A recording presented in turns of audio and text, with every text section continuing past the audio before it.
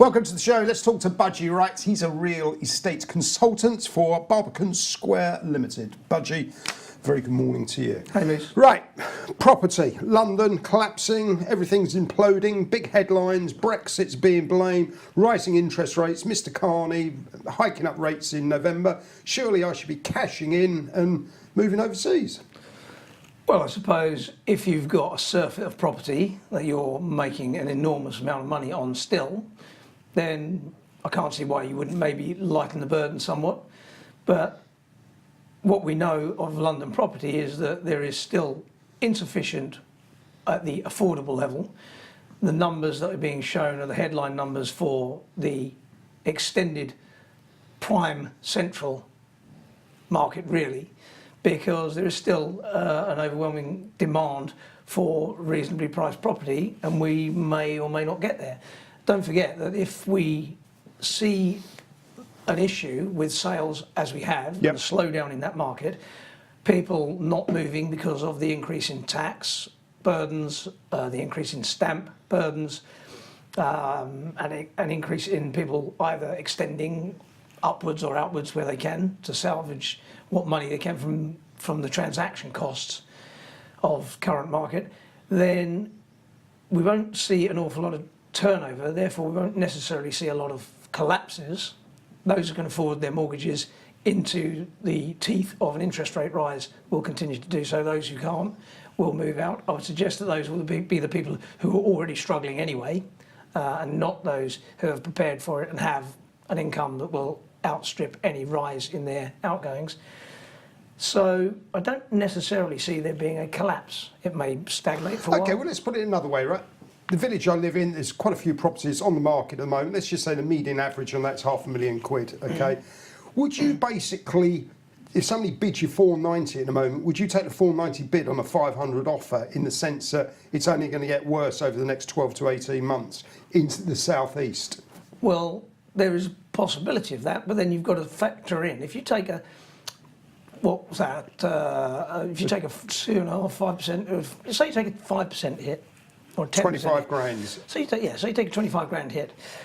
So that diminishes what you've got to spend. Yeah. You're generally only moving to move somewhere else if you're in one of those towns. This is not speculative money we're talking about. We're talking about homeowners. Yeah. So you're 25 grand less to spend. You've then also got to factor in your transaction costs, which say blended average of say 7 to 10% of whatever you spend. So say, for example, you're looking at another £500,000 house. You've got to find maybe 50 grand. Just to do the transaction. Just to do the transaction. So you're selling what's effectively a £500,000 house to move into another one the same. Yeah.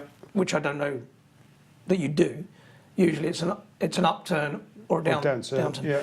So if you're trying to move for the actual reason that you want to relocate your home, maybe you've got another child or your job's moved or whatever, it's very tough because you're losing on the bid side. You have increased transactional costs on stamp, and you're not getting any more for your money. So people, where they can, I think, in this situation, will sit tight. And I think one of the reasons that we're not seeing transactions is that there is a gulf between aspirational sales prices and the reality of the value that new buyers will put upon it. And if those two can't be bridged or met in the middle, sellers will sit tight and they will improve the house they have. Okay, so let's talk about something like purple bricks. Now, this is the new vogue estate agent, market value extraordinary. So they're effectively matching buyers and sellers, almost like a sort of an auction in the old market days. Okay, is this a move forward? Is this positive? Well, anything that reduces the friction between a buyer and a seller, as you know, I used to work on the floor. But you've got an estate agent in the middle, right? Well, I used to be a broker on the Florida Stock Exchange, and we used to charge 1 3/4% for transactions. There are virtually free transactions now, or a couple of bips. Anything that reduces that friction and makes it easier for willing buyer to meet willing seller is a move forward. I don't know whether purple bricks justifies its valuations. That's not my sort of bailiwick these days, but I would suggest it probably doesn't if it's going to be based on transaction volumes in the UK market, because they are slowing.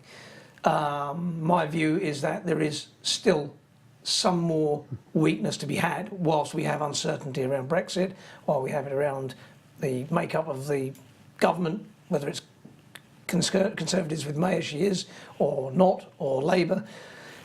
The issues you have are that it's a perfect storm. We've got a political uncertainty, we've got a market that was very, very strong, obviously too strong in prime central London. We have affordability issues with the upcoming rises in interest rates. We have weakness in the productivity numbers, and we have increased transaction costs across the board. None of that makes for a happy market at the moment. So the natural direction for it would be down. I don't see a crash. And the other thing that people haven't necessarily factored in is that whilst there is still a structural undersupply, we still have not met anywhere near the numbers we need for the people we have in this country to all be able to afford or to have a house that they can afford.